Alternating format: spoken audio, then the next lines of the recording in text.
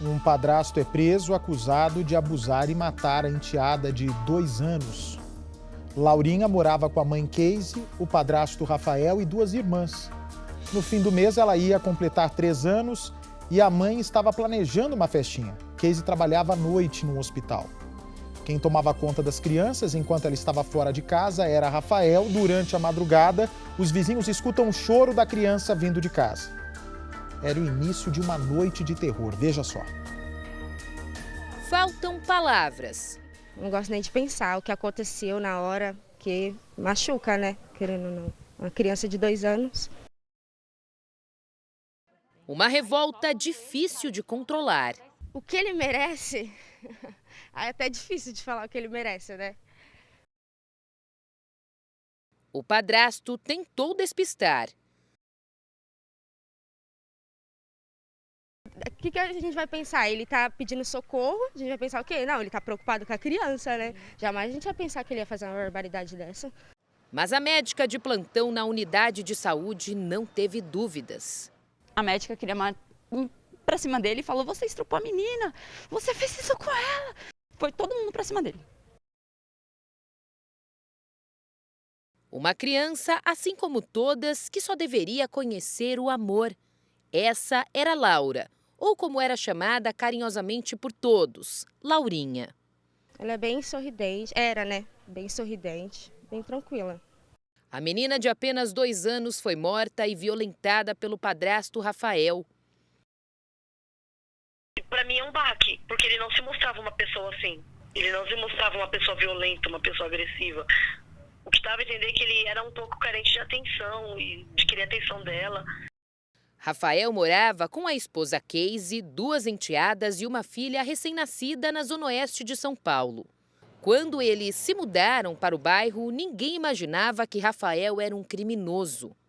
Antes de vir morar aqui na região, Rafael passou por outros locais. Litoral Paulista, Zona Sul de São Paulo e até no interior.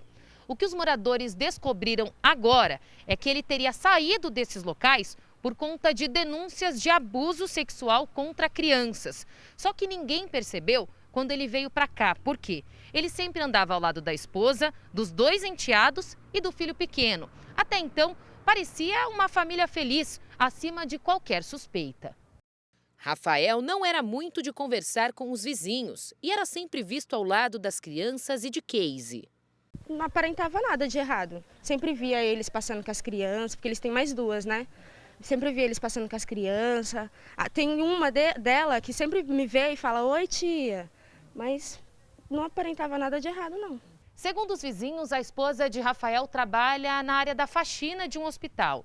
Ela puxa os plantões de madrugada. Por isso, ela sai de casa para trabalhar e ele fica cuidando das crianças. Sempre foi assim. Com o tempo, os vizinhos começaram a perceber que Rafael era um homem violento, não só com a esposa, mas também com as crianças, principalmente com a Laura, que é a enteada dele. Só que, segundo os vizinhos, em todos os episódios de agressões, a mãe não fazia nada e nem se separava dele. Por isso, todos acreditam que ela é conivente. Pela uma mãe saber dessas coisas e não sair, não denunciar, não fazer nada para um cafajeste desse. Em Tinha questão uma do... menina que cuidava das crianças, Sim. que morava com eles, chegou a morar um tempo com eles. Era uma moça que cuidava, só que essa moça acabou indo embora e ela não achou ninguém para ficar com as crianças e ele acabou ficando. No dia em que tudo aconteceu, Casey saiu para trabalhar. Rafael ficou em casa com as 3 crianças. Por volta das 11 da noite, vizinhos ouviram o choro de Laura. Escutaram ela gritando, mas ninguém foi ver o que estava acontecendo. Até então acharam que era porque ela estava chorando à toa. Mas creio eu que já estava acontecendo alguma coisa, né? No dia seguinte, os vizinhos acordaram com os gritos de Rafael. Ele saiu de casa com a pequena Laura nos braços, dizendo que ela havia caído da escada e que estava muito machucada. Os vizinhos viram que Laura tinha ferimentos no rosto, por isso decidiram ajudar. Saíram com ele lá da casa e vieram até a UBS, cerca de 100 metros de distância, todos dispostos a ajudar. Laurinha foi trazida aqui para a emergência.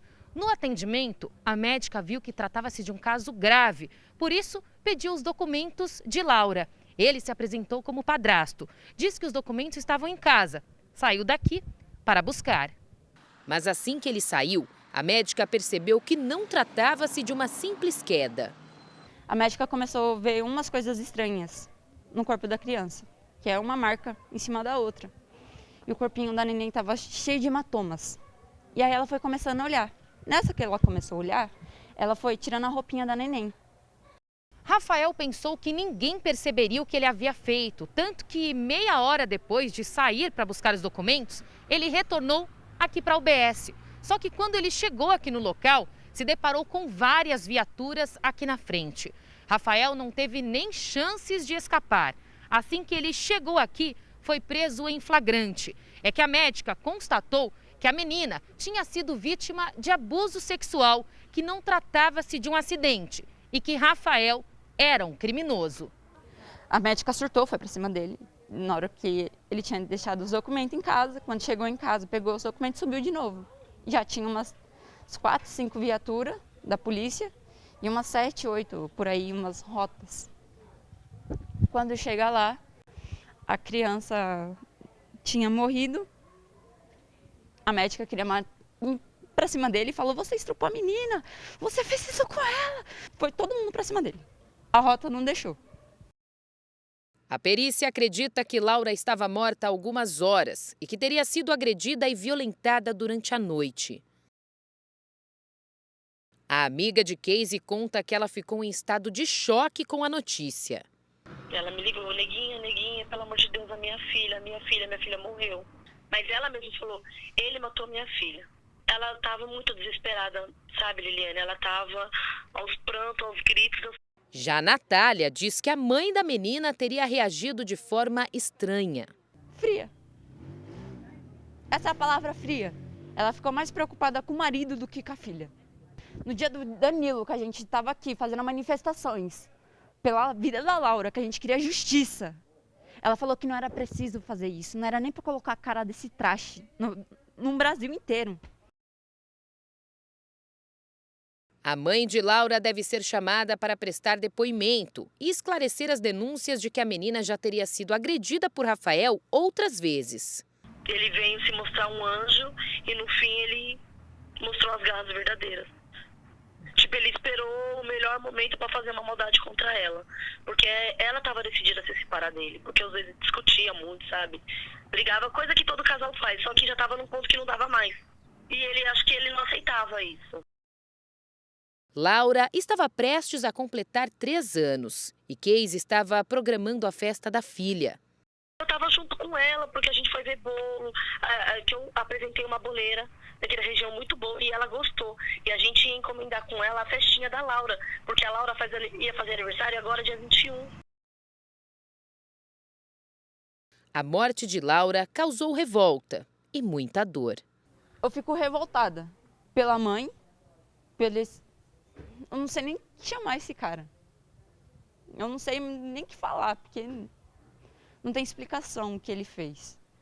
Só para quem passou, vai saber o que é.